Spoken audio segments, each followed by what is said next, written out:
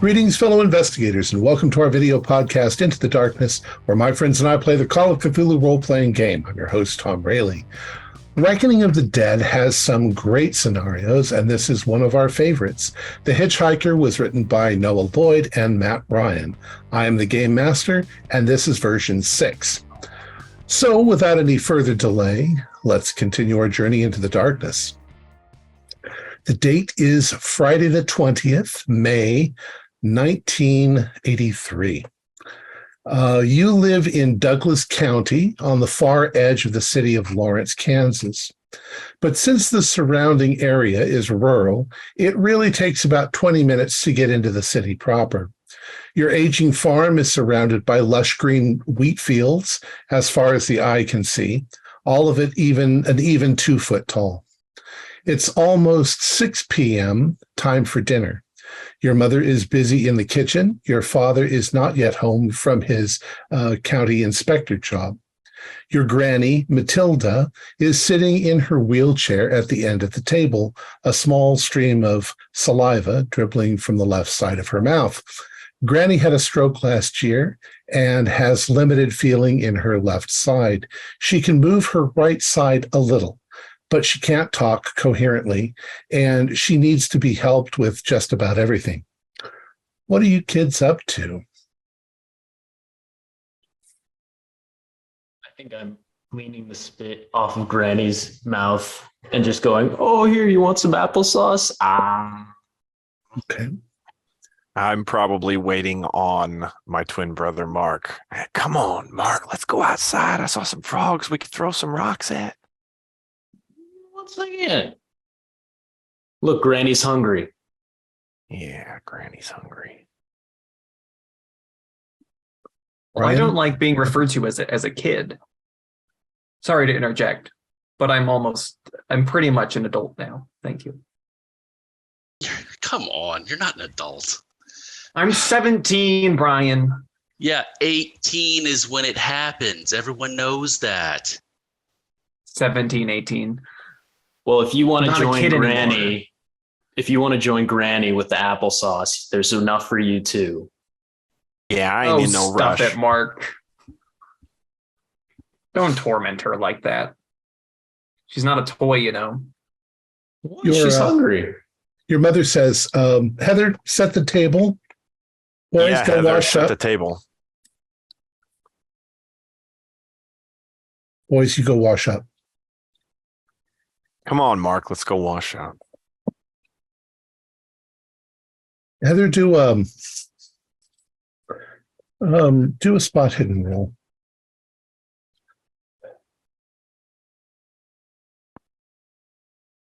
Pen is a hard success. Okay. You are the one person in the family that you can sort of relate to the most is Mom. She's the only, feminine presence in the house.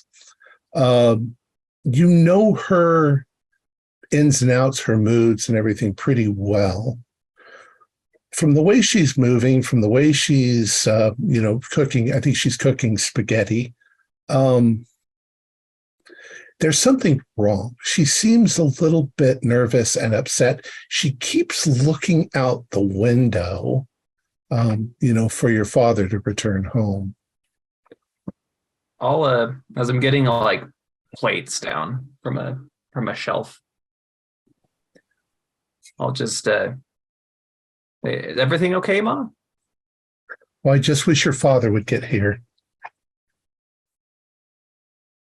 It's a bit later than usual for him, I suppose. But I mean, if something, did he call or anything? Oh, no, but your father,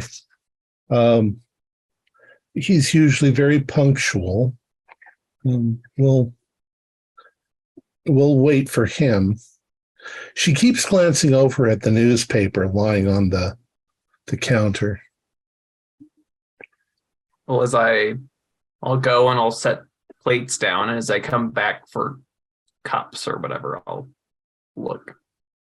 On the It's a roll. It's a folded up newspaper, but on the top of it, there's an article. which you notice. Quintuple homicide. Residents of Douglas County were shocked this morning to learn of a gruesome quintuple homicide near Lawrence. Pleasantville residents Kenneth and Faith Grant and their 3 children, Tommy, age 10, Mary Lou, age 7, and a 3-month-old baby, Christy, were tied up, brutalized, and murdered by what is believed to be a gang of escaped convicts. The perpetrators of this heinous crime are still at large. Residents and their neighbors are cautioned to be wary of any groups of suspicious-looking men. Yeah, so she keeps looking out the windows. All right, boys, what are you guys doing? Washing up, probably. And then what do you think, Mark? What? Well, Mom said dinner's almost ready. I mean, you want to try and sneak outside real quick, or do you want to just go and sit? I mean, Let's go outside. all right, come on. See if Dad's coming home. Yeah, we'll throw rocks at the car. Of course. You're like liable to get a belt. You've avoided it before. How about you, Brian? I think Brian is just kind of brooding in his room right now until dinner's ready, reading a comic book, kicking back. Okay. Boys, you go outside. The evening is coming on. The sun is already set below, but there's still that kind of dusky light in the sky. You can see the barn across the street is dark and silhouetted against a semi-cloudy sky. There's a light breeze. The fields of grain are just a little bit waving in the wind. What do you want to do outside?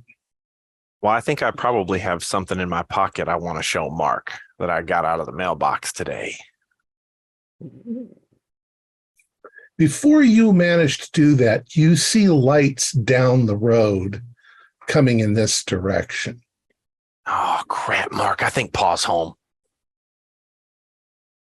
Is there an irrigation ditch out here for the field? Yeah, probably out in amongst the wheat. So it's kind of like far away. Yeah, it would be across the street. Ooh. I might just like quickly look over there to see if there's any disgusting animals in there that I could pick up and possibly utilize later. Doesn't look like you'll have enough time. The car's approaching quickly. Okay. Then I'll go back inside. Okay. Mark, you with him? Yeah. All right. So the two of you go inside. Brian, you can see out your window that there's a car approaching. You're pretty sure it's Dad. Heather, you can see through the window in the kitchen the lights approaching as well. Mom says, all right, kids, get down here to the table. Yeah, I'll sigh and start trudging out of my room downstairs. You'll hear my feet kind of sliding around on the floor. All right. So after a couple of seconds, you guys are there. You hear the car pulling up outside, the sort of rumbling of its engine. As it goes quiet, the headlights are still on, but then the headlights turn off, and you can hear you hear the car door slam, and then you hear a second car door slam. By the time you've sort of comprehended that, you can hear your father's steps on the front porch, and the door opens, and your father steps through, and he says, we're having guests for dinner. A guest. And he takes off his jacket. And you see this man in the silhouette of the door, dark against the background of the fading light. Your first impression is almost, a homeless man, which makes no sense whatsoever. Your father is not really the charitable type. Guy's in a jacket. More a stay warm jacket than he's not in a suit. He's a little disheveled as he steps inside. And Dad says, Brian, set another place at the table. Mom looks livid. Here she's been worried. And now she looks over and she's like, she doesn't say it out loud, but you can see in her eyes, it's like, who the hell is this? So I'll, sorry. I'll just go reach over and grab an extra set of dishes, give him a look out of the side of my face, and set up another plate for him. And Mom says, honey, who is this? And she says, his car broke down on the road a ways back. I told him that, we could call a repairman and get some help out to him. But don't worry about that.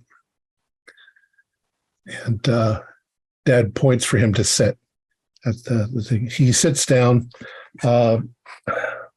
He's got the hood of his jacket up around his head. You can see that he's not particularly clean. That's why you sort of think homeless person, tramp. But he sits down. Dad sits down and, motions for you all to sit down. Your mom starts serving the spaghetti around the table. Each of you gets a bowl with some spaghetti in it. And he says, all right, eat. He starts to eat. Is he usually this authoritative? Sometimes, but it's usually when something is got him, moody or bothered. He's not happy with his job. And you all kind of know that, but he's the head of the family and he gives the orders and goddamn everybody patriarchy. obeys. Is the homeless guy, does he look like really hungry or not hungry? The homeless guy is sitting there and not eating.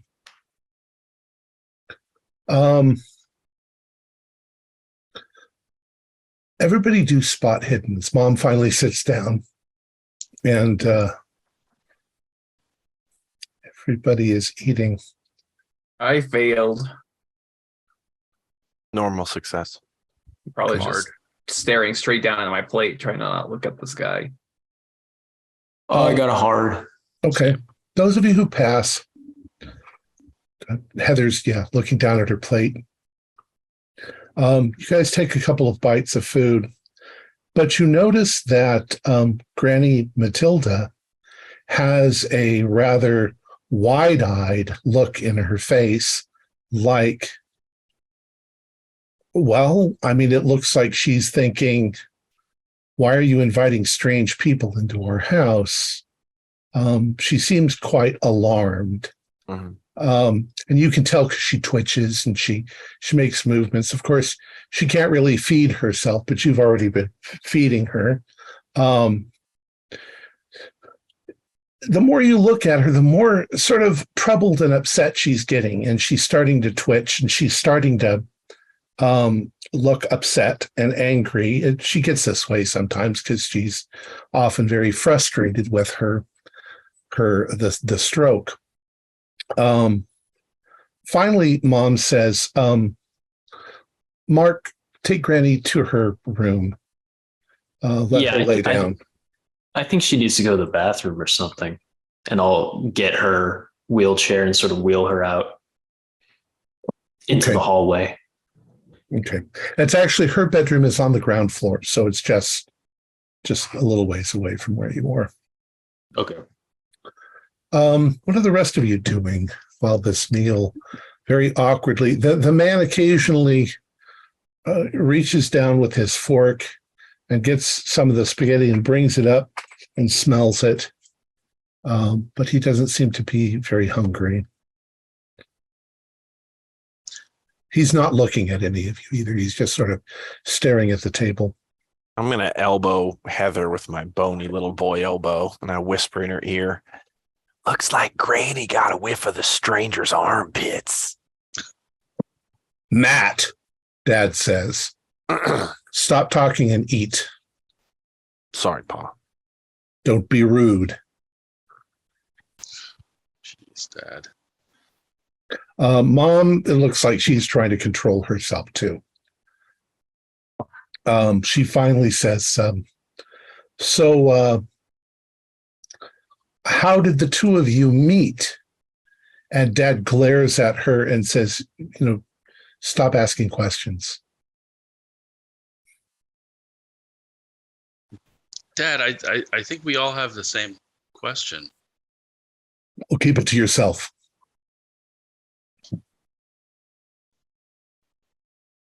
And Mom says, well, maybe at least you could tell us what your friend's name is.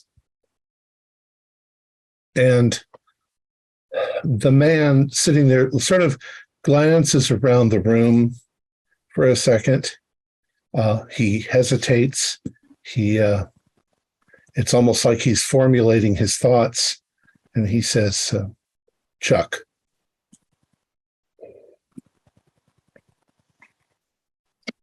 Nice to meet you, Chuck. Where are you from, Chuck? Enough questions, your dad says. Eat your Yeah. food. Yeah, enough questions. Let's eat. Mark, you've put Granny in there. She seems very upset, but if you lay her down in bed, she usually calms down. Can I like communicate with her at all, or just like ask her like, what's wrong? Is it that guy, that weird guy? She looks at you and she tries to shake her head and she just closes her eyes and I'll go to sleep, Granny. all right. So the meal kind of goes on like this. And just as, some of you are finishing up, Dad says to Mom, he says, we still have that spare room, don't we? And she raises her eyebrows and looks at him and he's like, Chuck needs to spend the night. And she's like, are you sure that's a good idea? Yes, I think he should stay the night. And she says, can I speak to you for a minute? And he looks kind of upset, but he gets up and they walk into the other room, leaving you all there with Chuck. And you think that, you guys are finished with your dinner, but you think Mom and Dad are going to have a fight. I'm going to kind of nudge Brian. Be like, hey, can you help me wash up these plates? Yeah, sure. I'll take the plates and I'll lead Brian over to the sink and say, there was an article in the newspaper today. Whole family was murdered in Pleasantville. They don't know where the people who did it are. And this Chuck guy makes me a little worried. The article's on the counter. I'll go over and take a look at it real fast, read it. It's like, Jesus Christ, he can't have something to do with this. Look at him. He's a hobo. Phone rings. I'll go and pick it up. Holland residence. Hey, Heather, it's Rick. Rick. Yeah. I got a big problem. Um, the people that I borrow the money from, they want payment, and I mean that I got the stuff from.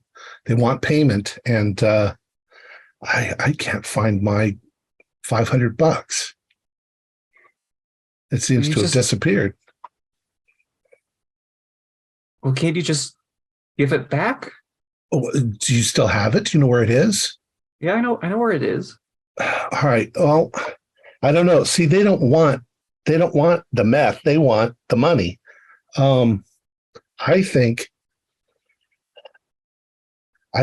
we have to consider getting the hell out of town.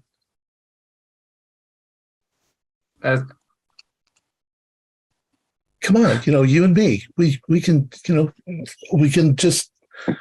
I'll come by there on my motorcycle at around 11:30, and we can just go. Because I don't want them to hunt him down. I don't even know what the guy's name is, but does he look like? I'll describe check. I mean, guys look a lot alike. Maybe.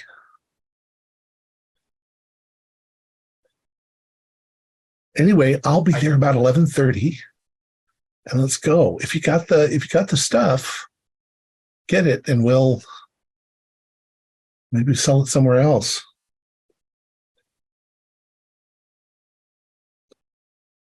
All right. I love you. I love you too. I'm worried, Rick. Me too. Click. What did Rick want? Was that Big Dick Rick? Oh, shut up. Dad and Mom come back around the corner. It's obviously they've been fighting. You could hear it a little bit. And she's like, kids, go up to your rooms. Time for bed. It's only like 7:30. Time for bed. The sun's still out. What are you talking about, Dad? Do what I say, Matt. Do what I say. Come on. Look at him.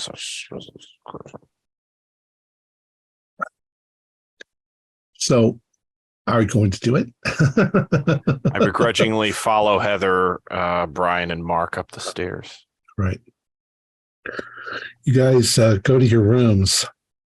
Shortly thereafter, you can still hear Mom arguing with Dad, but the two of them come upstairs to tells your mom to fix up the room, put clean bed sheets on, and we're going to let him spend the night. And he says something even more bizarre, something you could never have guessed would come out of your dad's mouth, but it's the Christian thing to do. Since when did Dad care about the Bible? Since never. I thought he was all into like the every man for himself thing. Yeah, I don't know. Dad's acting all weird today. Whatever. We can always just sneak out. By now it's dark outside. It's not a bad idea. Maybe we should check the car. I would like. What if he planted a bomb in there, or punctured the tires, or cut all the wires out? Oh, yeah. Maybe he's got a bunch of guns in there and he told Dad he'd shoot us all if he didn't let him stay here tonight. I would like to walk from my room into Mark and Matt's room. Okay. It's like, and start talking to him. Chuck is staying right next door to y'all, huh? Yeah, what's it to you, Bigfoot?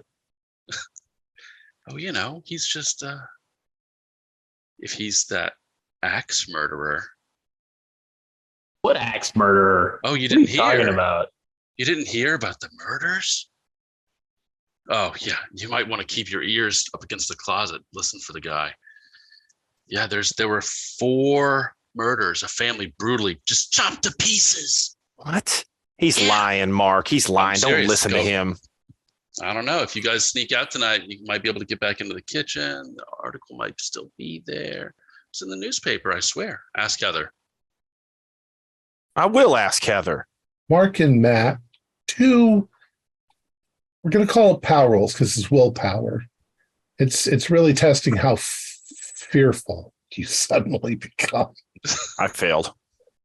Yeah, you're scared shitless. I passed. For 2 reasons, obviously. Yeah, I failed. I'm going to play tough, but I failed. You can tell by my chattering teeth. I don't believe none of that, Chance. Heather, you can hear them talking. Matt is in such disbelief he was breaking the fourth wall. Yeah. Not a chance, Brian. Is Ma in the guest room getting it ready? She is. Is she alone? Yeah, Dad's gone back I downstairs. kind of whisper, Ma, he can't be serious about letting that man spend the night in this house. I don't know what your father is thinking, but if he thinks everything's going to be fine, what can I do? Patriarchal society. Only there's some books from school you should read, Ma. Doesn't have to be that way anymore. Oh, honey, it's too late for me, but you grow up to be an independent woman. Don't read. I need at least 1 generation of domination. Your brothers. Can it, Mark? Go tell them not to get up to any mischief. Mom, can I have a bowl of cereal? You just had dinner, Matt. I'm still I hungry. can't tell the difference between your voices.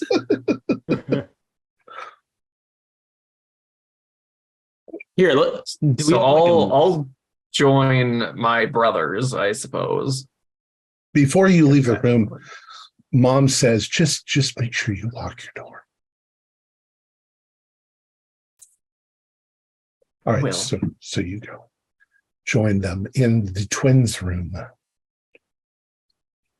Mom wanted me to tell y'all that don't be getting up to any mischief tonight. Brian's the only one up to mischief. He's in line here about all these people out running around like crazy killers. I told it. Well, I'm that's lying. not necessarily a lie. In the newspaper today, there was a family killed in Pleasantville. not very pleasant. I look worriedly at Mark. So just lock your doors tonight. Well, it's a little more than that, Heather. And I'm like toeing the ground with my sock, like just kind of like, there's something, I don't know. I'm gonna give him the look like, shut up. Mark, I don't know, Mark. It's just something's wrong. What is it, Matt? I'm going to step between Matt and Mark, cutting him off from a source of strength. I'm gonna pull an envelope out of my back pocket and I just stick it in Heather's chest. Yeah, I don't even look at her. I just pull this envelope out of my back pocket and stick it in Heather's chest. So, Heather, what you have in your hands, well, why don't we let Matt tell you what the letter is?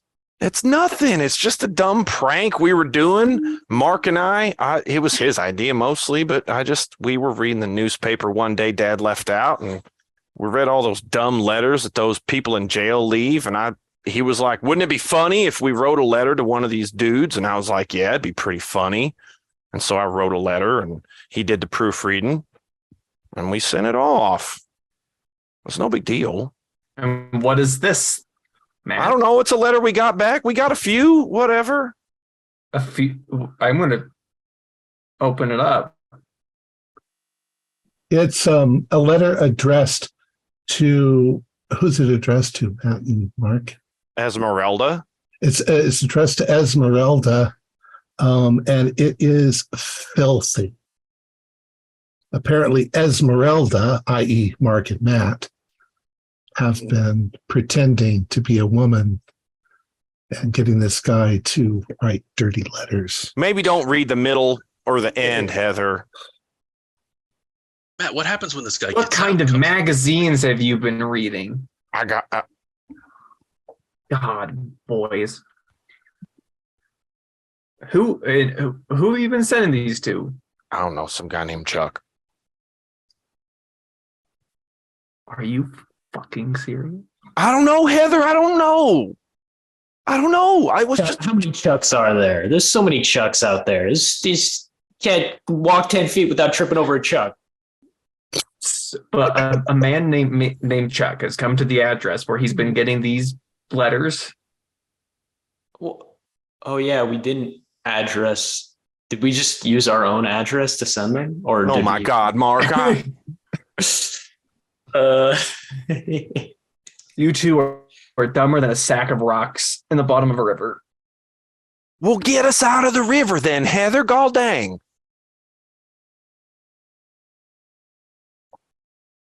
You guys got yourselves into this mess. I don't think it's Heather's responsibility. Well, Lock your doors, like he said, like Mom said. Well, Esmeralda is either Heather or Mom, and it's probably not Mom. dang, Mark, I didn't think about that. That's a good point. Does Heather look like Esmeralda, like an Esmeralda to you? Yeah, not really. I mean, a rose by any other name. Am I right? I'm going to smack Matt upside the head.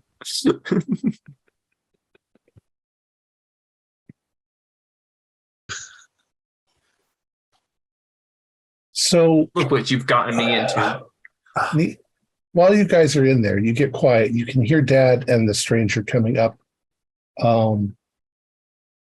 They walk past your room. They walk to the guest room. And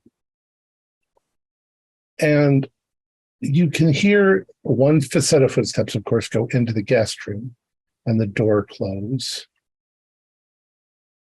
And you hear Mom say to Dad, "Downstairs now."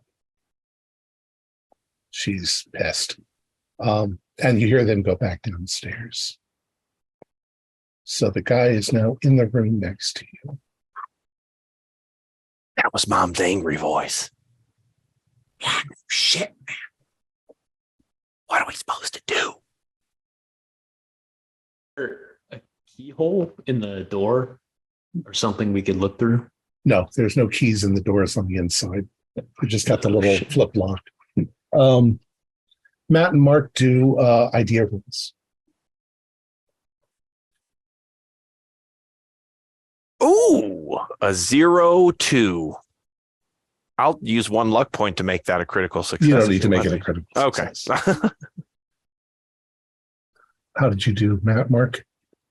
I have no idea. Okay.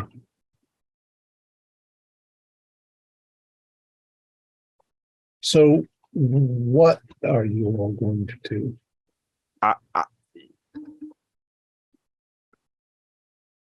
I think that you guys need to get out of our room now. We need our privacy. Make sure to lock your door. You lock your door, Brian. I always lock my door. You guys don't know what I do in there. I I think can we have hear a pretty. I think we have a good idea what you do in there, Brian. I can hear it. Yeah, I have a good idea what you do with Rick. You Rick and I, what Rick and I KISSING. have is actually real, unlike those magazines you keep under your bed, Brian. Yeah, real lame. Who cares about those You magazines? wouldn't Everybody's got 'em. understand. Girls. So what would you like to do? Yeah, we're gonna boot him out of the room so Mark and I can have a little privacy. I'll go back to my room muttering obscenities under my breath and then slamming my door and locking it. Yeah, I'll go back into my room as well. What are we gonna do, Mark? What if it's the same Chuck?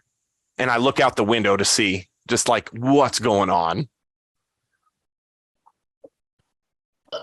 If it's the same Chuck, we are screwed. How do we not think about the address? I mean, why? He's in prison. Isn't he like life in prison or death sentence or like 4 million years? Yeah, that's what I told you, but that was dumb. I shouldn't have said it. What? What was his sentence? Did we know? Nah, we never came up. Probably murder. Oh. Because Well, we're stuck.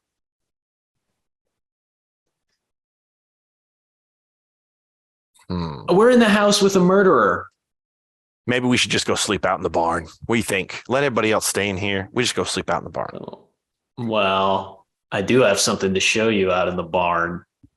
What? Let's go. When mom and dad are asleep, we'll out the window and just... Yeah. And I want to pick up a frog too, so I can dump it in Heather's laundry or something. I don't think it would survive. I don't think it would survive being in Brian's laundry. Be crushed by all the stiff socks.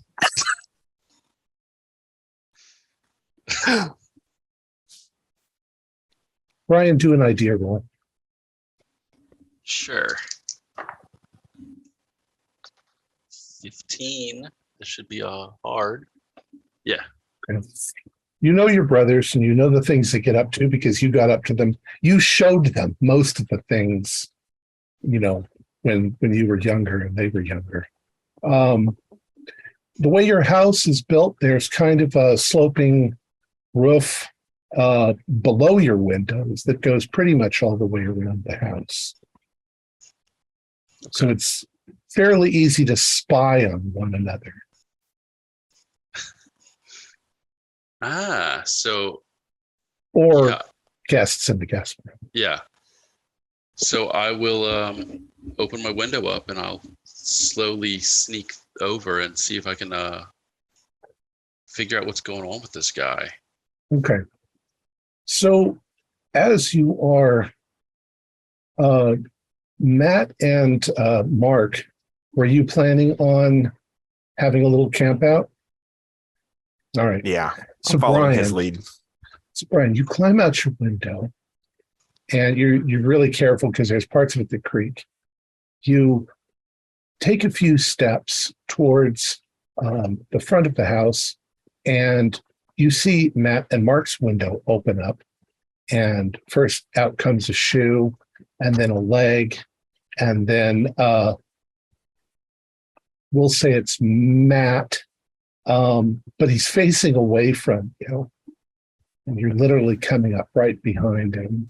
I'm going to grab his foot real quick and just pull a little bit. Is it Matt, do a sanity roll. Oh, I failed. That's a 66. You take 1 point of damage and you almost scream, but you also turn and you see Brian. You almost killed me, you crazy psychopath. I know exactly what I was doing. Shut up. What are you guys doing out here? We're going out to the barn. That guy gives me the creeps. Plus, Mark said that he couldn't sleep. Right, Mark? Well, I mean,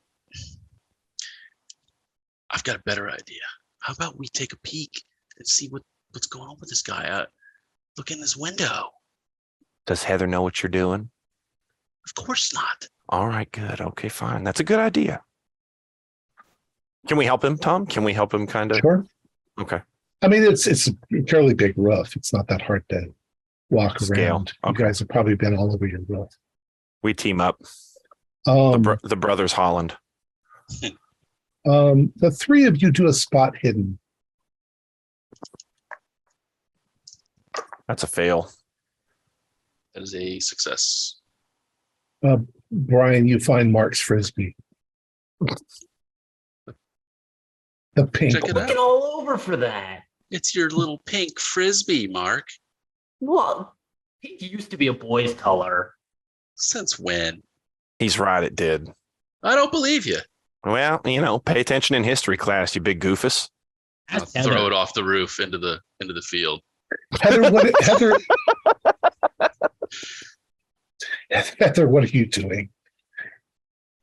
I am fuming in my room at the minute. Love of my life is a dumbass. My dad letting this stranger into my house that my moron of brothers have been writing love letters.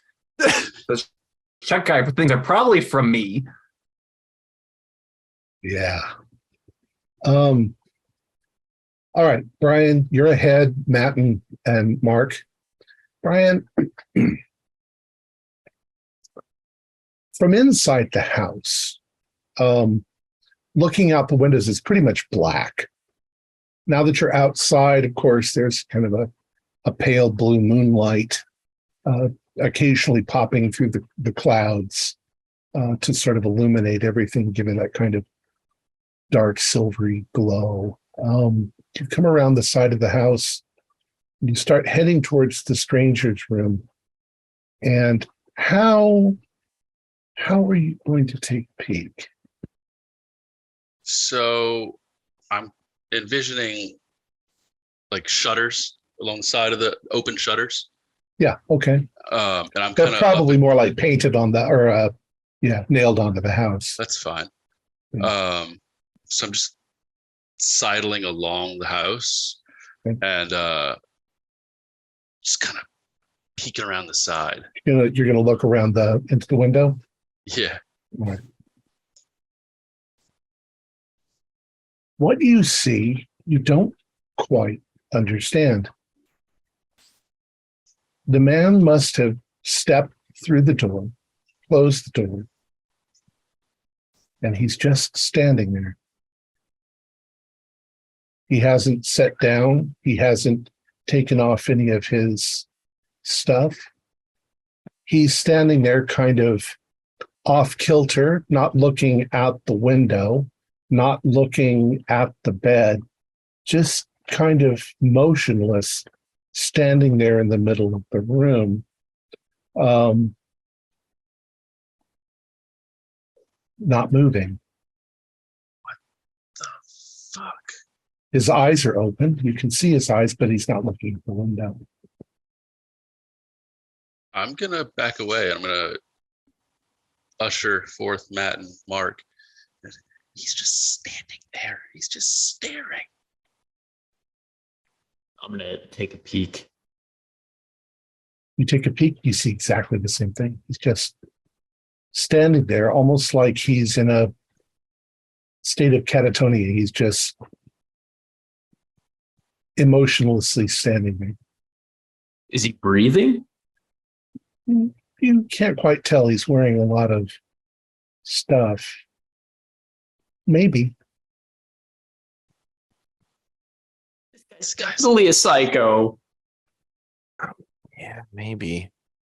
Maybe Maybe giving me the creeps. Maybe we should see if we can get him to move. What do you think? We tap on the window, or like maybe I could grab something out of the gutter and throw it from over here and see if we can get him to move. Maybe throw something. I don't think that we want him to see us. What if he like reaches through and grabs you? I don't know. I guess we asked Dad to kick him out. Hey, maybe that's what we should do. Maybe we should get him to do something stupid so we can tell Dad to kick him out. Dad already invited him, man. Do you think Dad's gonna? Shut up. Probably You're gonna right. Take it out on us. You're right. Yeah, we could go throw like a rock at his window or something, see if he comes out. All right, where are you going to get the rock? I don't know. Do we have like some sort of thing in our room, like a plastic thing or just anything we could throw out the window? You've got lots of junk. Yeah, so I'll just throw whatever. You had a frisbee, but that's already somewhere else.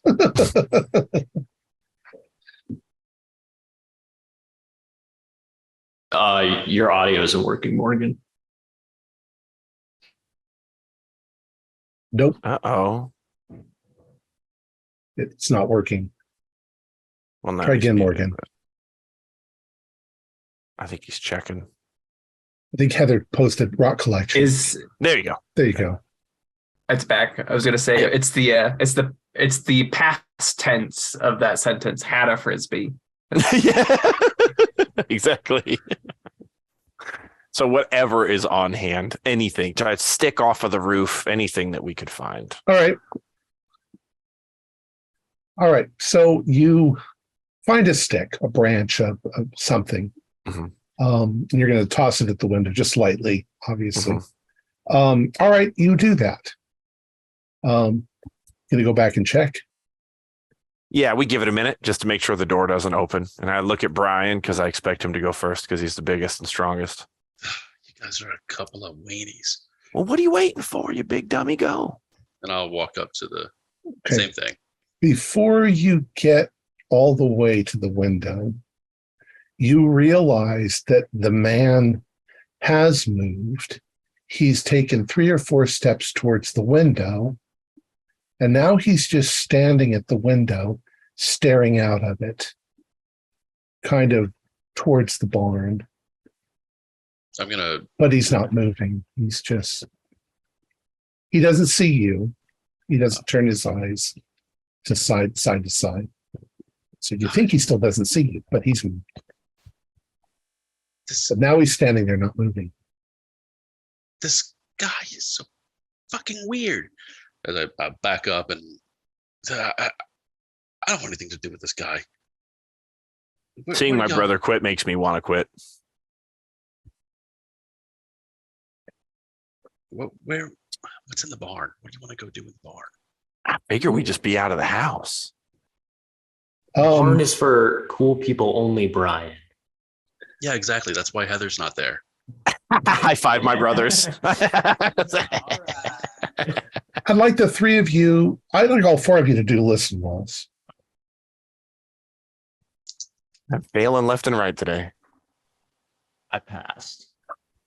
Failed. Oh, well, actually, I should probably check. 73 is it's very much a failure. Okay. Yeah. So Mark has really sharp ears. The thing is, living in an old wooden farmhouse, you get to where you recognize noises. Even out on the roof, you can hear mom and dad heading towards the stairs and coming back upstairs. I'm going to do the sort of get back in your room gesture to Mark and Brian. Okay. So very quickly, you guys shuffle along the outside of the house and slip back in through your rooms. Brian, just as you get into your room and close the window, your mom opens the door and she says, just go to bed. This will all be over in the morning. We have to trust your father. Good night. And she closes your door. And then she does the same to Matt and Mark. Apparently, Dad, you can hear his footprints just go into the bedroom. She comes to Matt and Mark and she's like, you boys, just go to bed. And in the morning, everything will be fine. No mischief. You could have done a lot better than Dad, Mom. You could have. She looks at you and she says, we'll talk about that tomorrow. Now she looks like she wants to spank you, but she says, there's too much going, just do what I say. Yes, and Mom. then she comes to Heather and she does the same thing. She says, keep your door locked and maybe you can help me make breakfast in the morning. Okay. Okay. And she goes into, you can hear her go into Dad's room. What are you guys going to do? Going to obey or? No. Said no mischief, but I think the underlying thing was no mischief inside of the house. When we leave the house, it is allowed. Mm-hmm. Yeah. And if we're inside, it's okay, Mark, as long as we don't get caught. Right? Exactly. You can break the rules as long as you don't get caught. All right. So, are any of you going to go to sleep? No. Okay. I might even get a bag and I might get a bag and half pack because of what Rick said, but Okay. I'm just really unsure about everything right now. So, All right. And Brian? I'm going to be reaching under my bed and grabbing not the magazines, grabbing something and just I'm just not going to sleep yet. I'm reading Like a comic. baseball bat or? No, not an item, not like that. Not a weapon.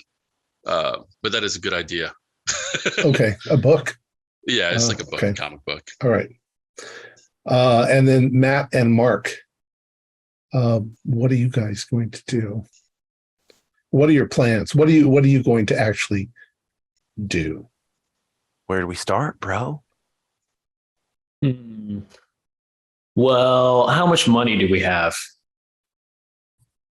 I got a couple of bucks. Yeah, piggy banks with cash in them. I was thinking we could get a taxi into maybe to New York or something, go hang out there. Mm-hmm. I got some. That's like Sorry, 7 hours from here. Yeah, we could probably for $5 taxi to New York. It's all good. You're not evil twins. You're just looking for a way out at this point. What do you say we follow up on our idea to go stay out in the barn, man? I don't want to stay in here. Yeah, I have some cool stuff in the barn. Do you want to see if Sis and Bro want to come with us? Man, maybe they don't want to stay in here either. I don't think Heather wants to. Heather's she seems a little bit mad right now. Yeah, maybe we leave her alone. We could ask Brian though, and he has nothing to do. All right. Besides, I was going to say, besides, if we went to Heather's room, we would have to. Is the white sort of outline on the map representing the roof? Yeah, if you're on the second floor, that's the roof. It actually wraps all the way around, but it's actually representing the part of the house underneath that. Yeah, so we would have to either go by the guest room or by mom and dad's room window in order to get to Heather's room. So that would be probably. Okay. Yeah, I'm sure she'll be fine. So is it the barn then? It's the barn. We're going to ask Brian if he wants to come with us, but yeah. Okay. How are you going to get to the barn? Your house is creaky. Can we sneak out? You can try. It'll be a stealth roll. You'll both have to pass your stealth rolls, or you're going to make a lot of creaky noises. Don't put your unless shoes you on. go out the window and jump off the roof. How high is it?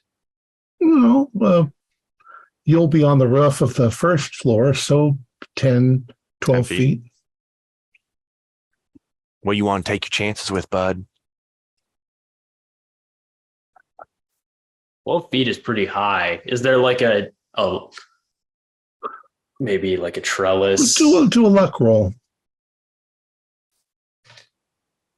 Nope.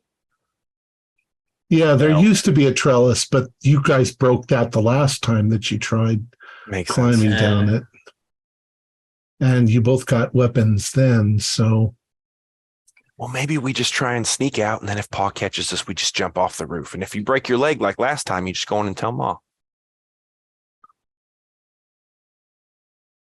That sounds like a great plan. All right, so you guys are going to go out the window and try to jump off? We're going to try and sneak first. Okay. All right. I'd like you both to do stealth rolls. I rolled a 08. Nice. Don't fail me now, Mark. I rolled a 69. I could spend 29 to pass. No, nah, that's a lot of luck. I'll give you the choice to either quickly go back or get caught. Or I could push it. You could push it. You could push it. If you push it, you are definitely going to get caught and get in trouble. Go, Mark, just go. The stairs are squeaky, but if you hurry, we'll get out of here. Okay, I'm pushing it.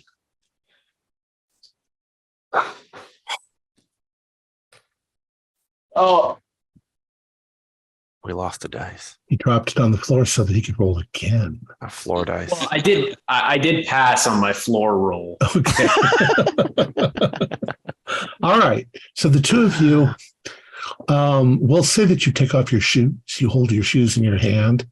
You very quickly scuffle across the floor, down the stairs, through the living room, and you go out the. Are you going to go out the back door or the front door? Let me look. So the back door would be, Goes onto a screened porch. It's up at the top of the screen. Mhm. yeah. In the front. So we could either go from mom and dad's room or be possibly seen by the murderer. Or we go out the garage. Is the exterior garage door unlocked? Oh, yeah, most likely. You could go out the garage. There's no windows on the garage side of the house. Yeah, that's a good idea. So you go through the kitchen, through the mud room, out into the garage, and out the side door. All right. And then where are you going from there? The barn? Straight to the barn. All right. You go to the barn. You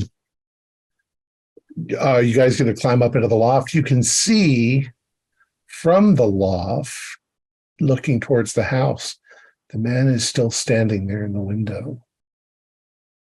Bro, that's so weird. If only we had like a sniper rifle or something that we could just get him with, but Yeah, I left my dart gun inside. So, Mark, do you show Matt? Your yeah, collection? definitely. Look, I took this from Brian. So Mark starts showing Matt his new and growing porno collection that he's been lifting off of Brian's collection. As a result, I think that Matt and Mark become, looking at that for a while. Distracted. Eventually, you get tired and you fall asleep. Heather and Brian, I would like you both to roll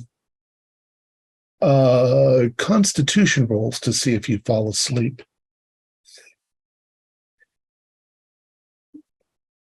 25 is a hard success.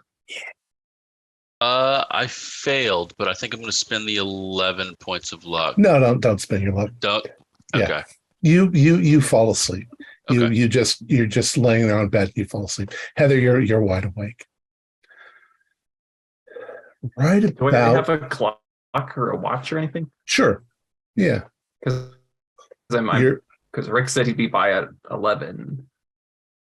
So I'm keeping. Yeah, an I think eye he on said the 11:30. So it's about 10:45. All of a sudden, there is a high-pitched woman's scream coming from down the hall. There is a ruckus, and Heather, you hear what you think is your mother screaming hysterically and running past your room towards the stairs. Brian, you wake up just as what sounds like your mother screaming runs past the door. Boys, I would like you to do, should we call it? Let's call it a con roll. Do a con roll. I think I failed that. I got an extreme. Okay. Yeah, I failed. Mark, as you are lying there, dreaming of large buxom women, all of a sudden the large buxom woman in your dream starts screaming, and you wake Cindy up. Crawford. You wake up, and I don't think she'd be in porn. An 80. You wake up to hear somebody. It sounds like a woman screaming outside, slowly fading away.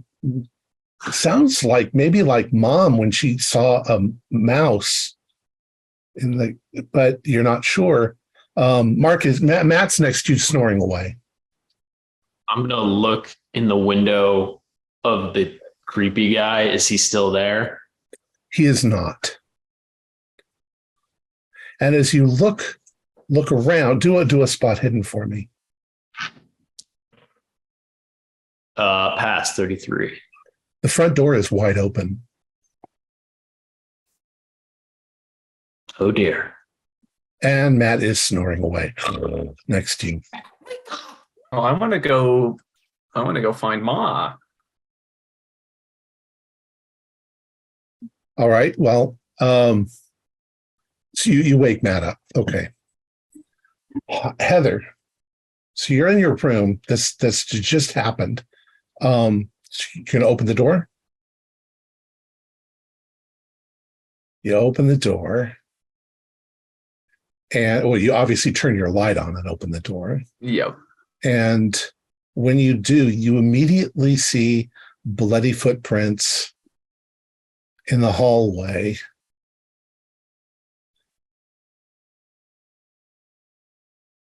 And for the most part, now the house is silent. You think your mother might have run outside. You don't hear anything though anymore. Brian, what are you going to do? Yeah, I'm gonna grab my bat and throw the door open, looking for what's going on, looking to see what's going on. Where's mom? Where did that fucking creep go? Okay, you open up your door, and likewise, you're not comparing them, but there's are traces of blood in the hallway, heading towards the stairs, and there's a bloody handprint on the wall, and there's traces of blood in the hallway. You can also see that the guest room door is open. Heather. I think I am. I'm shutting my door, locking it, grabbing my kind of hastily packed bag that I had, putting on my shoes, and I'm going out the window. Okay. Brian, you hear Heather's door close. I'm gonna. By the way, you can both do sanity rolls. 85. 008. Yeah. Heather, 1d4. Brian, you're going to take 2 points of damage. Got it. 2 points of sanity loss. Lost 4. So you hear Heather upset. I mean, you can hear that she's gasped and screamed a little. Matt and Mark, you notice now that Heather and Brian's lights have come on over at the house. Something's going down. What's up? What do you want, man? You just woke me up. Is on the loose. What? No way. Look. And I look. Oh my God. Is there anything out here we can use to defend ourselves? Sure. There's shovels. There's picks. Pitchforks. Sure. There's farming equipment like that. Okay. I'm like, grab something sharp. Let's go. I'm gonna get like a sickle. Yeah, I'm gonna grab a pitchfork. Okay. And I'm like, double trouble. And I give him the knuckles. Communists. All right, Brian. Brian, you grab your baseball bat and you step into the hallway. What do you want to do? I heard Heather's door close. I'm gonna go run over to her door first. Okay. And check on her. All right. It's locked. You knock on the door. Heather, you hear your brother. Heather, are you okay? I unlocked the door for him. Was that Mom? It was Mom. I think she might have gone outside. We gotta go find her. Did you see the blood? Yeah, I saw the blood. Yeah, Brian, you can see more or less down the hallway towards Mom and Dad's room. There's a lot more blood. Should we go check in the room? Do you think that man killed Dad? Oh God. I'll go. So I got my shoes on. I have my bag with some clothes and stuff in it. I'll go into the bathroom and I'll try to find something. I don't know if I have like any like hair, like sizable hairpins to like go through a bun or something. Just something sharp and needle like. Okay. Sure. And then follow Brian. All right. Down the hallway. Brian, you go down the hallway past the laundry room. There's larger quantities of blood. The door to Mom's and Dad's room is open. And as you peek inside, as you take a couple of steps, you realize that there was a struggle. There's blood all over the bed. And there is a body lying next to the right side of the bed where your father usually sleeps. Only thing is, the closer you look, you get. You're gonna have to do a sanity roll for this. You might guess that it is your father, but he has been skinned.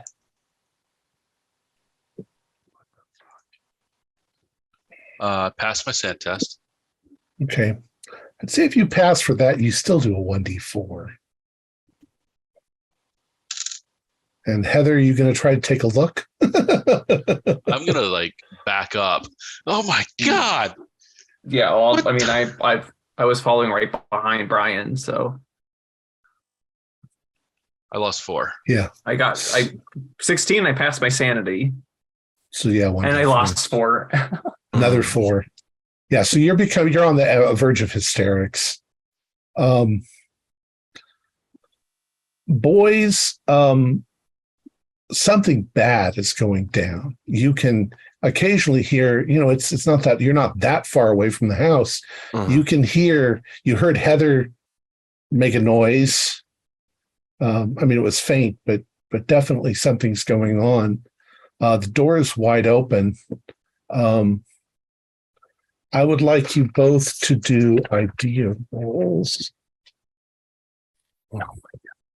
That's fail. It's just passed. Fail.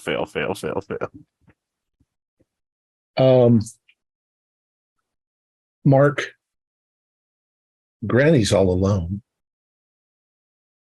I get Grandma. Oh no.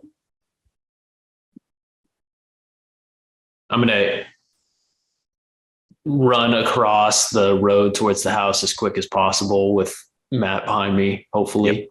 Yep, for sure. Okay. You both run across the road. When you get to the front door, you can see traces of blood.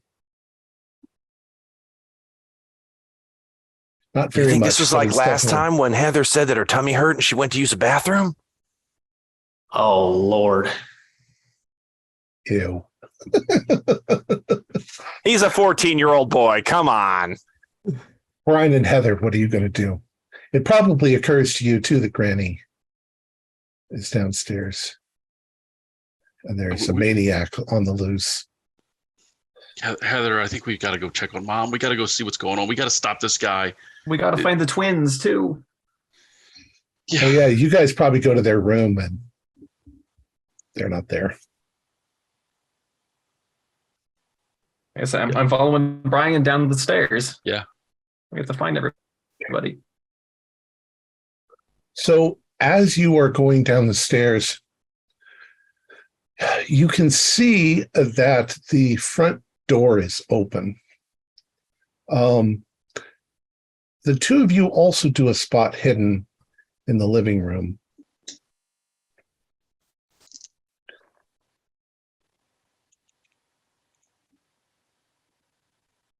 Success. I failed. Okay. Brian, your keen eye shows you something. You've become the clue master. You can see that once again there are traces of blood, obviously coming all the way down the stairs. But they veer when they get to the bottom of the stairs to the kitchen.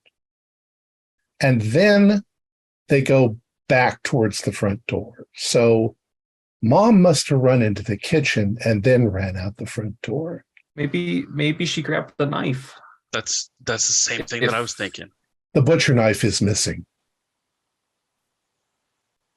So Mom is looking for him. And the boys come in the front door very, very sheepishly. So you all see one another. Man, Mark, get over here. Well, I gotta go look in Grandma's room. Make sure she's okay. We all need to go together, okay? That's a good idea. I agree with Heather. Yeah. I'll take the lead. That's a good idea. I agree with Brian. Yeah, and I'll lead them toward Grandma Matilda's room. Okay. As you get over the initial excitement of finding all of you together again, you quiet down. Have you all do listen rolls? Oh, I might have passed. Nope, I failed. Okay. Fail. So who passed? I passed. I did pass. Okay.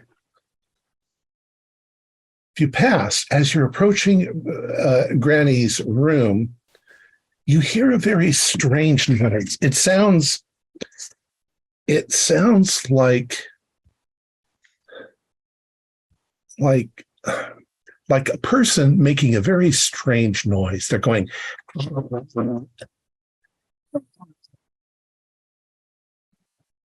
like that. I'm gonna rush in the door. Okay. You kick it in, you bust through. Yeah. When you do, what you see is this. Granny Matilda is in bed. A man is standing over her, and he looks like your father, though he is somewhat spattered with blood. He has in his hands some sort of box with lights and things all over it. And there are tubes or wires that are coming out of it and wrapping around your grandmother's head. And there are little lights flashing on it. And as he's doing things with this box, your granny is screaming in agony. It looks like she's being tortured. What do you guys do? So, bitch! I'm gonna hack him with my sickle. I'm gonna sickle him in the back. Get him, Mark. All right. So combat starts. Let's do Dex order, though. I have a dex of 80. And I've got 70. And 50 for me. Yeah, same. Okay. So Heather, you can act or react first. I want to go take my knitting needle or whatever. Sure. Long thing that I got. I want to just go jam it into his neck. Okay. Go ahead and do 72. Oh no. So you run up and you jam him with your knitting needle. Your knitting needle, it hits something. You can see it visibly pierce through his skin, but it hits something hard like bone. And he doesn't really flinch, although he sort of has noticed you. Brian, what do you do? Oops, I can't hear you. Can you hear me now? Yeah. Mhm. Okay. Yeah, I'm going to follow through and try and swing that bat to knock the device out of his hands. Okay. It's just going to be fighting brawl, right? Correct. Come on, Brian. 56 success. Okay. A regular success? Yes. Okay. As you swing, you don't hit what he's holding, but you do hit him in the arm. And it's almost as if you were tenderizing meat. You hit him in the arm, and his arm sort of seems to squish a little, but you hit something extremely hard, like bone, once again. And he turns to look at you. You can sort of tell that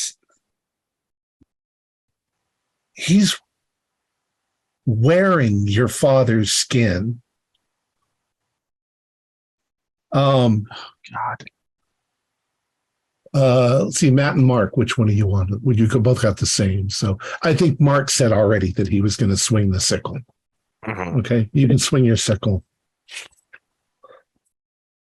Oh, 16, pass. All right, you swing that sickle with all of your might, and it hooks him, around the shoulder. And as it does, you can feel it slice right through his skin, and the skin sort of parts, and you can see that there's something underneath it that's kind of black and shiny. And this time when you do, he reacts. He drops the box in his hand and starts to back away from you. Matt, what do you do? I'm going to scramble and get those wires off my granny's head. Okay. Let's do a luck roll. 52. Let me see what my luck is. 50. Oh my God, Okay. you gotta be kidding me. Okay. So you start grabbing the wires and tugging them. They seem to be stuck on pretty well.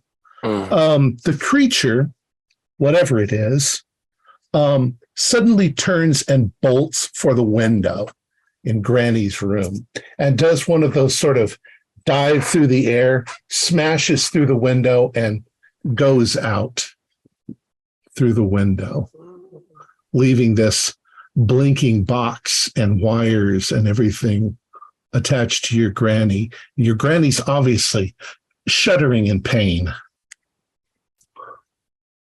A damn creature. You all do sanity rolls, by the way, at this Yeah, point. right. Jesus. 67. Well, it is not my day. Yeah, I failed failed. again. Oh, two. I passed. Okay. If you pass, just take 1 point of damage. If you fail, do a 1d4.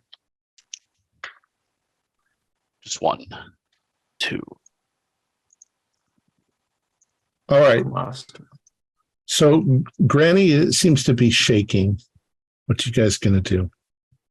I want to grab. Is there like a stool or an end table or just something heavy? I want to just smash it down on this box. Sure. Yeah, she's got knickknacks and all sorts of things like that. In fact, she's got an old iron, looks like a finial from the top of a flagpole that she always liked. It's made out of solid. You always realized how heavy it was. All right, you bring this down on the box, and When you hit it, there is a flash of light. Do a luck roll for me. The thing erupts into sparks when you do that. Fail? 93. Okay. You're going to take 1 hit point of damage, of burn damage on your hand when that happens. I'll kind of shriek in pain. The lights all turn off. And as you're looking at Granny, you can see that these tubes are sort of wire-like tubes, that they actually sort of wrap around her head. It's almost like they've got stickum on them. That is, but the second you smash that box, she suddenly starts breathing again, like it's stopped. But these things are like stuck to her head. What do you guys do? Tell me each. Heather, you've smashed the box. Brian, what have you done? Or what are you doing? I've just been looking. I'm kind of looking around. I'd like to look out the window, out of Granny's window, and see if I can see the guy, like which direction he's going. Okay. You look out the window, but there's some hedges there, and you can see that he's smashed through the hedges and run off, but you don't know which direction. There's broken glass everywhere, obviously. Matt and Mark? I would be following, Brian's lead and looking for him. Okay. And Mark? I'm going to get something like to help her out, to make her more comfortable. Okay. Mark, you find that if you get the end of one of the wires, you can sort of peel it off, and you can see that there are burns where it was attached to her head, but they do pull off. You just have to kind of handle each one. You don't want to rip them off, but you can peel them off. Granny is, now that she's caught her breath, she's trying to communicate with you.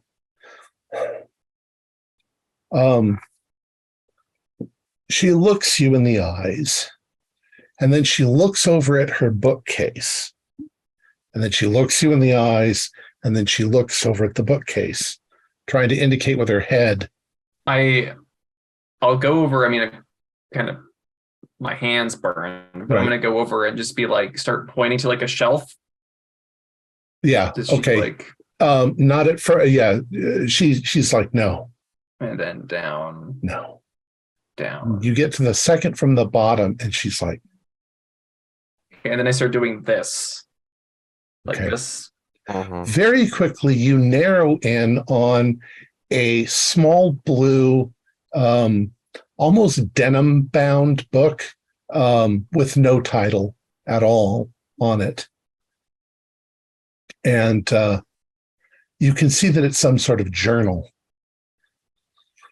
But she doesn't stop there. When you pick it and start bringing it, she gives you a yes, but then she is still indicating there's something more there. Okay, I keep She gives you a look where she swings her head side to side, like, move the books out of the way. Okay, it just starts. You move the box out of the way, and you realize there is a box that is hidden behind the books. It's not very big, maybe about like this. Okay, I grab it. It's about the size of a shoebox. Okay, you pull it out. So you have the journal and you have the shoebox. Brian and Matt. You don't see anything outside. It's dark. The guy could have gone anywhere. Mom? But you see that Heather and Heather has this box. I'm calling out for Mom, but as I see that Heather has the box and that Granny is intensely directing us towards it, I'd like to approach and see what's going on as well. All right. So what do you want to do? I want to open the box. You open the box. And there's two items inside that you can't really identify or explain. The first item looks like this. Tesseract. It is a perfect cube. It seems to have things going on inside of it. It changes color when you move it in the light. It's about the size of your palm. It's very heavy. It feels like glass or crystal or something like that. The other thing is weirder still. It looks like that. Oh my God. It has the size and heft of like a Colt 45. It's a damn ray gun. I don't believe what I'm seeing. I'm opening the book now. Okay. I'll hand both the things to Brian. Do you hand the box to Brian? Yeah, Okay. You haven't actually picked anything up. I haven't picked anything up. I'm just like, here you go. Yeah. All right. So you open up the journal and Granny starts to sort of indicate, turn the page, turn the page, turn the page. You finally get to one of the pages, and this is what is on that page. It was in the spring of 1918 that the worst of it occurred. We knew we were getting close to the nest. Our sweet Kenneth had been replaced by one of the things, and we wanted revenge. It was late afternoon when we found them huddled together in the basement of the Miskatonic Science Building. They were busy constructing their infernal overmind machine. All they needed was the quantum data cube. Two of them were torturing Kenneth's brain for information when we burst into the room and started firing with the organic lightning gun. The first volley managed to blast the head off of one, if you can call it a head. The others turned to attack, but we had them trapped. Michael lobbed a Molotov at the group and everything burst into flames. We closed the steel doors and listened to their buzzing screams for 5 minutes before getting the hell out of there and alerting the school to the fire. In the end, everything got covered up and no one suspected us at all. We made a mutual pact that we would hide and keep the Q cube a secret. If the creatures ever got it again, it would be the end of us all. What is that? Another one of her stories? I don't know, but the thing that killed Dad must want the cube in the box. Look, this is the Q cube. Then you got your lightning gun. Mark, are you picking him up? If he tries, I'm going to slap his hands. I don't trust Mark with anything that. Well, then I'm definitely picking them up. This is supposedly important. Oh, shit. My camera keeps going out. Sorry. Oh, I thought it stopped doing it after the last session, but it didn't.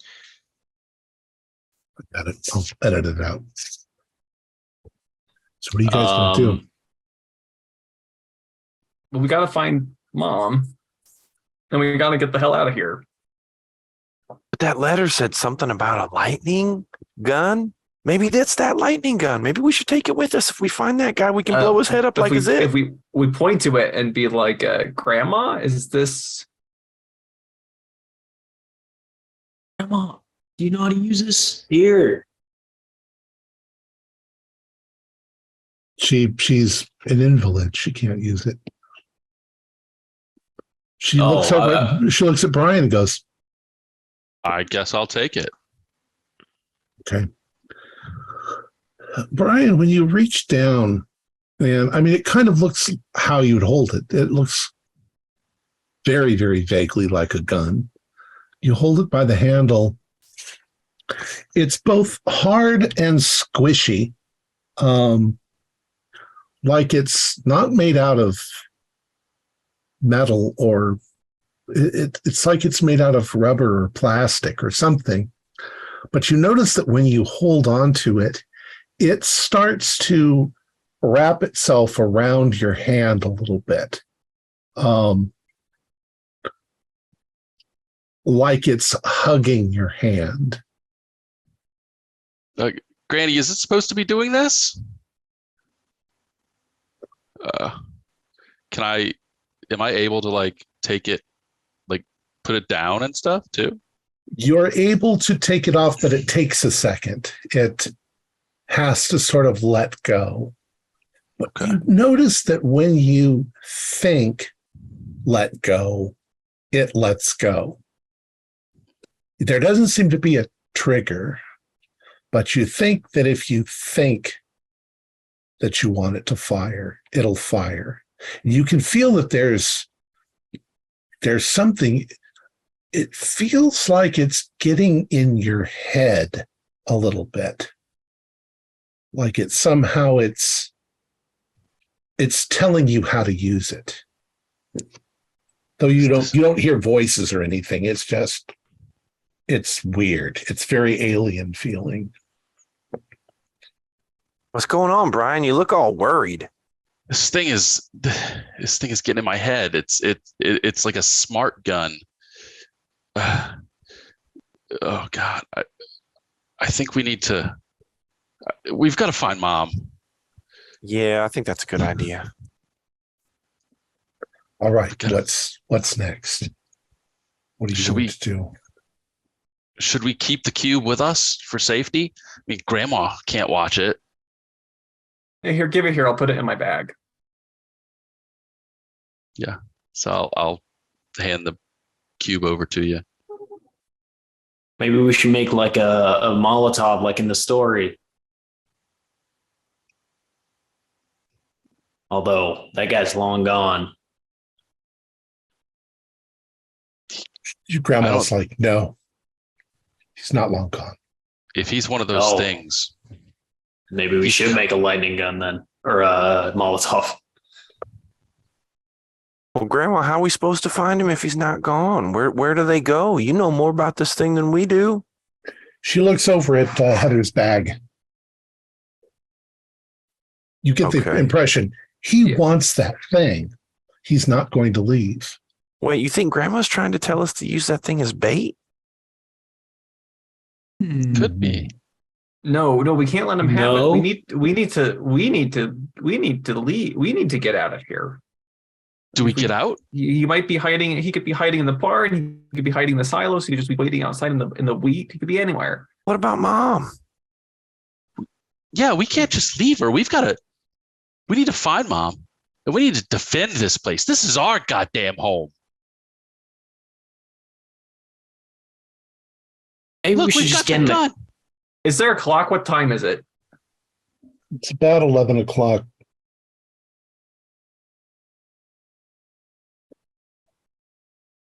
Just take the car, go to the hospital or something, go to police.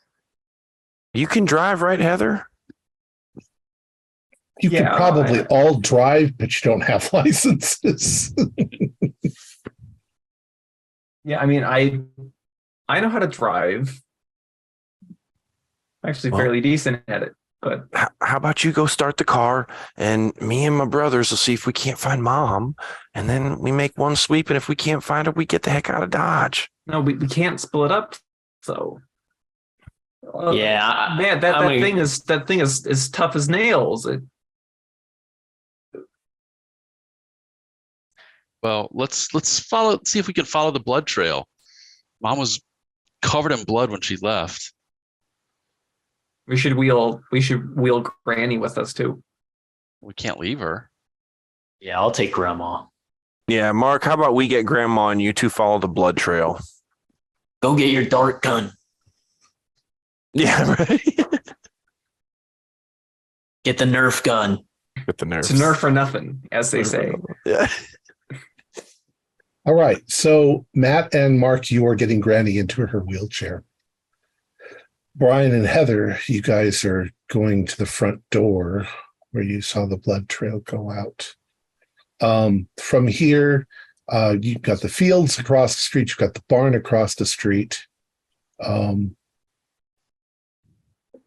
got the silo. You've got probably a tool shed or whatever over to the side. But when you get to once the blood trail gets to the front door and off the porch, now it's really hard to see anything because there's gravel and there's grass.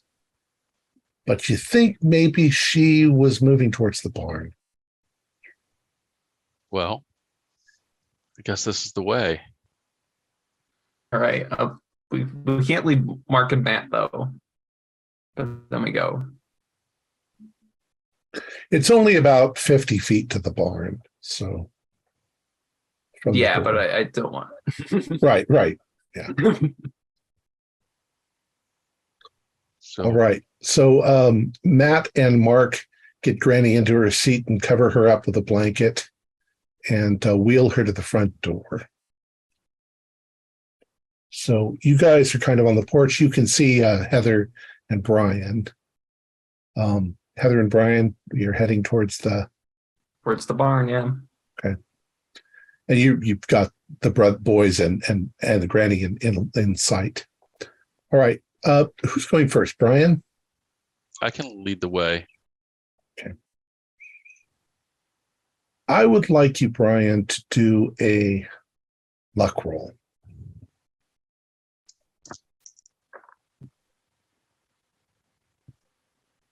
Success. Okay. You get more evidence that maybe Mom ran into the barn. There's a little bit of blood in the shape of a handprint on the edge of the door, or the barn door. But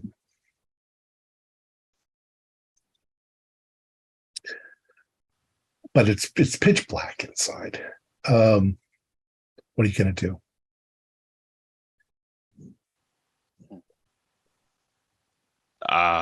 Heather, you wouldn't happen to I would know if Heather doesn't smoke. No. I guess Yeah, I'll it's just, not likely that you're going to have matches or anything like that. no. I'll just hold the bat at the ready, and should I go in? Well, you have the gun. Oh yeah, the gun. So I'll just hold the gun. Well, if Brian's standing there, I'll just call out, "Mom!" Okay. There's all of a sudden a ruckus inside the barn, right inside the door.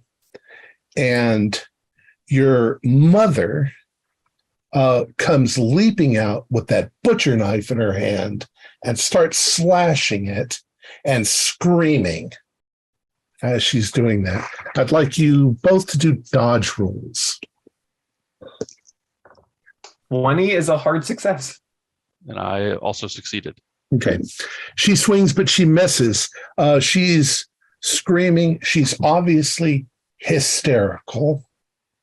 In fact, she's got that look in her face like she's freaking out of her mind. She swings a couple times, drops the butcher knife, and runs for the field. What are you going to do? Can I try to tackle her? Yes, you can try. Now that she's knifeless? No? 60 is not it. All right. You try to tackle her, but you miss. She takes the grapple as if you were a monster attacking her. She swings her arm. She runs away from you into the field, and you can sort of see the parting of the wheat as she's running into the field, screaming wildly and disappearing into you think she's heading towards the Murphy farm, which is the farm on that side. While we're here at the barn, Ma's ran off. I don't think we're going to be able to catch her. I want to go find I want to go to where I hid the meth. the stuff Rick left me here. It's fine. It's fine. All right, that's up in the loft. So you're going to have to climb up into the loft, and you don't know where that thing is. You sure? I'm not sure. I'm gonna. What are you doing? You don't need to go in there. No. Rick, Rick left something here. He was gonna come get it any minute now. What's so important? What could you possibly need that? I don't need it. Rick needs it. He messed up. Okay, Brian. He messed up. He's got himself in trouble. What kind of trouble? We're in trouble. Look, Rick bought some drugs from this guy, all right? And he doesn't have the money to pay him. So he needs. I was hiding it for him up in the loft. Shit. How The much? thing is out there. How much money? $500. Shit. You don't need to go up there. Okay. You don't need to go up there. Don't worry about it. I can help Rick.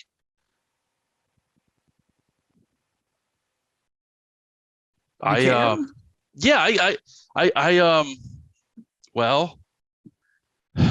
I took the money out of the truck.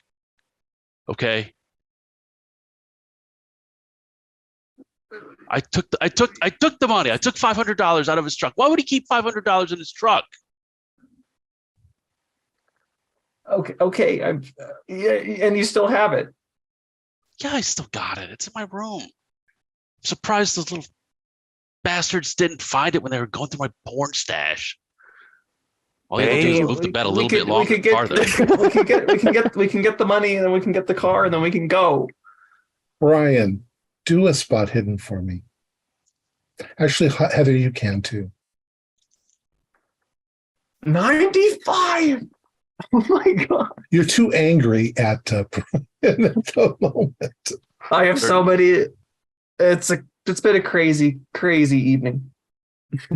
Brian, as you're standing there confessing to Heather, as you look back at the house, there is something on the roof that is moving forward towards the area directly above where Matt and Mark and Granny Matilda are on the front porch. At first, you think that it's the man, but whatever it is, it's partly wearing the skin of your dead father, which is sloughing off and falling off. And the thing that's on the roof kind of looks like a spider or a crab. But you realize that it has kind of these membranous wings as well, like a gigantic praying mantis or a cockroach or something. And it's creeping along the roof, heading straight toward their location. Heather, you don't see that. You just see Brian's face suddenly light up in horror. Perhaps at that point you turn around and you look and you can see what he sees. But Heather, you also see a single headlight coming down the road towards the farm. Probably, and you can hear a motorcycle. That's Rick. But shoot it, Brian. Yeah, I'm gonna lift my head up and aim and tell it to fire. Okay, do a regular like firearms. Come You on, can do Brian. whatever's higher, your rifle or your hand. 005. That is an Nice. extreme. Yes. No, I'll spend 1 point to make it an extreme. Okay. There is a crack of thunder, which makes all of you leap into the air, a blinding flash of lightning. Boys, you think in your direction because it's coming from the barn to the house. You hear a strange screeching noise coming from the roof above you and a scrambling of multiple legs. It sounds like. Brian, you definitely hit the thing. It slides a little bit down the roof, and for a moment it stops moving, and then it starts to pull itself together. And Heather and Brian, you see it suddenly leap into the air. You think that it's going to leap down onto the ground, but instead it leaps into the air and starts flying straight towards Rick, who is cluelessly about to park his motorcycle next to the silo. Boys, you see Heather and Brian. I just scream, "Get down, Rick!" Look out! Rick like hops off his motorcycle and goes, "Hey!" Oh, God. Rick! Get out! As you watch in horror, you see this thing leap up onto Rick, grab him in its multiple pinchers, and lift him into the air. Matt and Mark, you're probably on the edge of the porch. Matilda's behind you. Granny Matilda's behind you. You now see this cockroach monster thing lifting Rick into the sky. Brian, what do you do? I'm gonna try. I'd love to try to shoot at it again. Okay. Come on, That Brian. that is a fail. Oh. All right. You fire at it. There's another crack of lightning and a blinding flash of light coming directly from Brian's hand, but it misses. And as it misses, the thing is probably about 150 or 200 feet up. It lets go of Rick. And Rick, ah! And then the sound of his screams just suddenly stops as he hits the ground in a crumpled, crunchy sound. Well, I passed my sanity. I passed on the dot with 41, my sanity. Yeah. Okay. Yeah, just take a couple of points of damage. Well, just taking 1 point that makes me indefinitely insane. So, Okay. Yeah, you're going to need therapy. Most definitely after this. I'm just the thing flies up and lands on the top of the barn. And because the moonlight's coming from the wrong direction, it almost becomes invisible in the darkness as it lands on the top of the barn. It's in the shadow on the roof of the barn. Matt, Mark, I pushed Granny to the car. Yeah, we got to get to the car. Yep. I love that we're on the same wavelength. We're like still going to the car. Okay. So you guys get her into the car. Heather and Brian, what are you going to do? where does Dad usually keep the keys to the car? Underneath the Visor. the visor. Okay, I'm gonna go get the car started. Yeah, I'm gonna Okay. follow. Just screaming, "Kill it, Brian!" So you're running across. You're not running to Rick, or I mean, you don't have to. Rick is gone. Rick is gone. Yeah. Rick is. All right. Rick So is. you're heading towards the car. Brian, where exactly are you in relationship to everything? So I was kind of imagining myself at like the entryway to the barn, Okay. kind of right outside the entrance to the barn, basically. Okay. So you know that the thing's on the roof of the barn. You can't see it, but that's where it went. You could see it definitely against the sky when it landed, but you don't know where it is at the moment. You see Heather run towards the car. You see the boys getting Matilda into the car. What are you going to do? I'm going to. There's no roof access to the bar from the barn. Not really, no. Okay, good. I'm going to follow. I'm just going to be scanning up as I walk towards the car. I'll be backing, Okay. watching the roof of the barn. All right. You get about halfway across the road. You're right between the barn and the car. And you hear, this like a scrambling of insect feet on metal.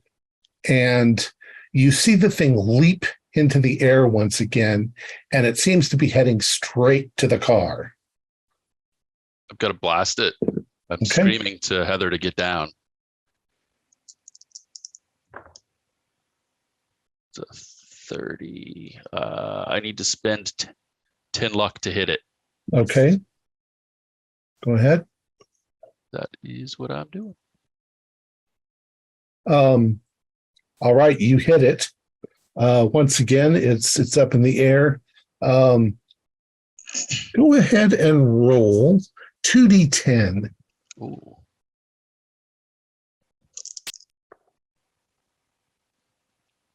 14. 14. All right. You hit it really good. You actually see it turn kind of like flame orange for a moment as this blue lightning hits it, as bits of its body fry.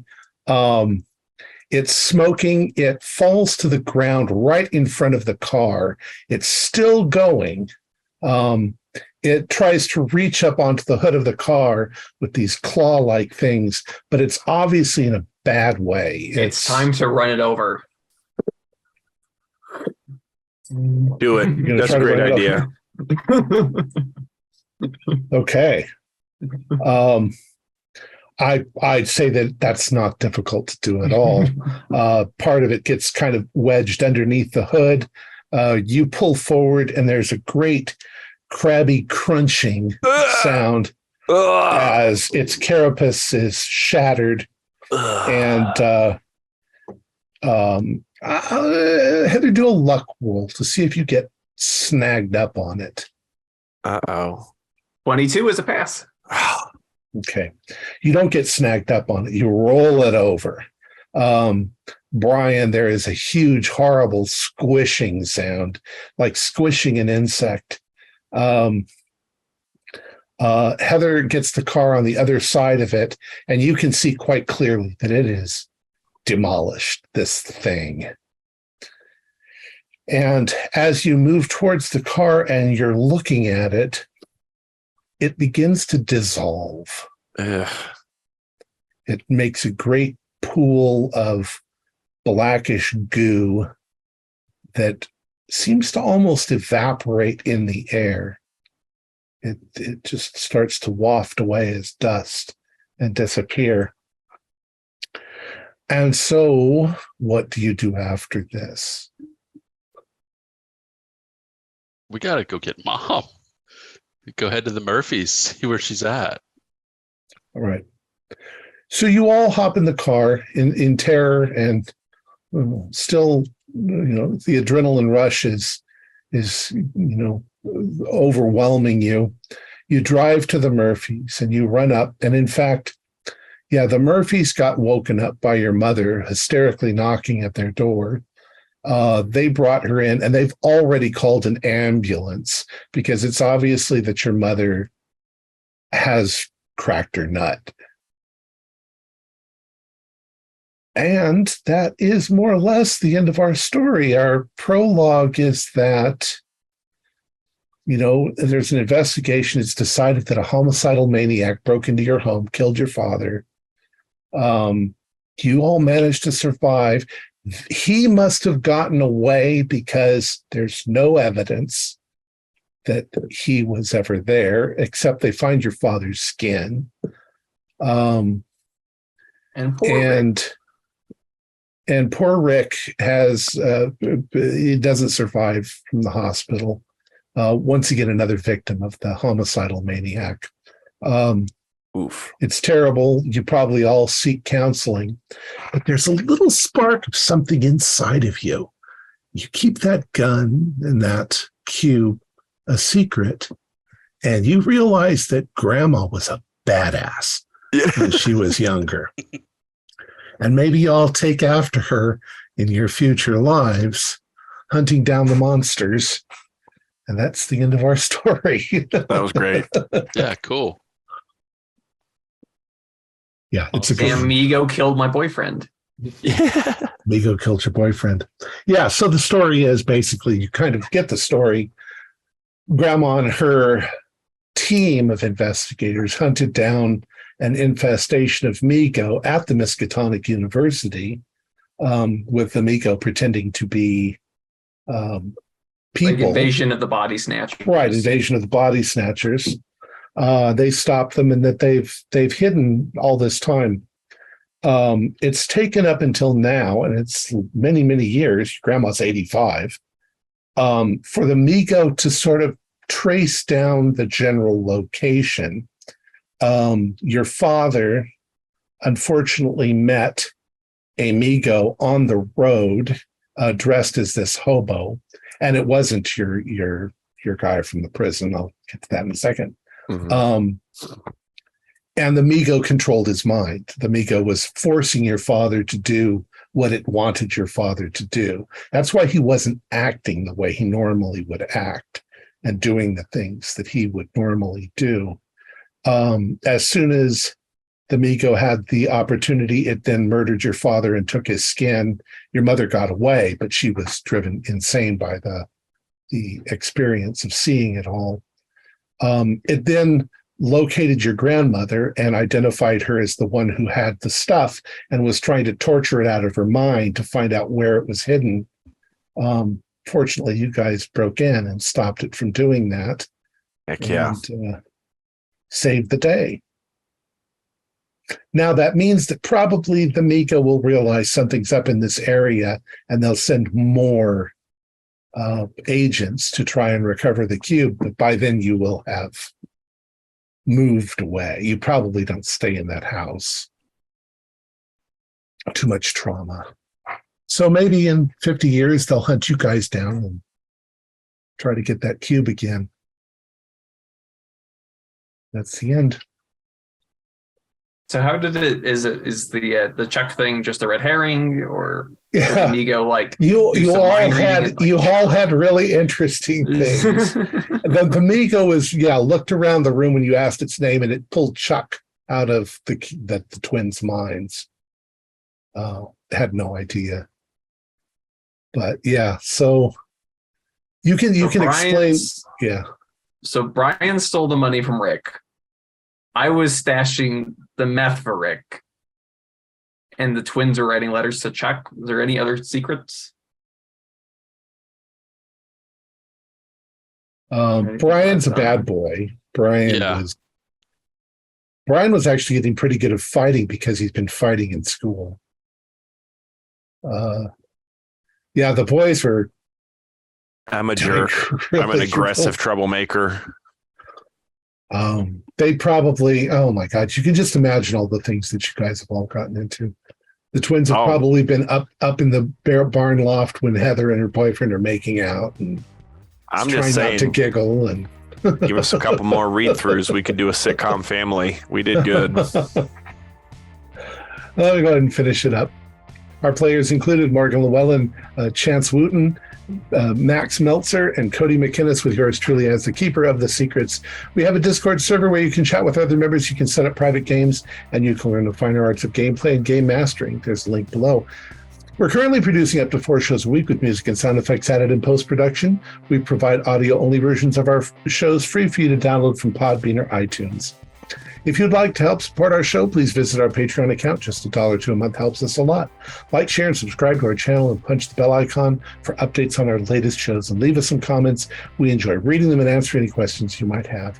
This is Tom Rayleigh, together with all the members of our gaming club, inviting you to journey with us once again into the darkness for another adventure into the universe of H.P. Lovecraft and the Call of Cthulhu role-playing game. Until next time, good luck and good gaming.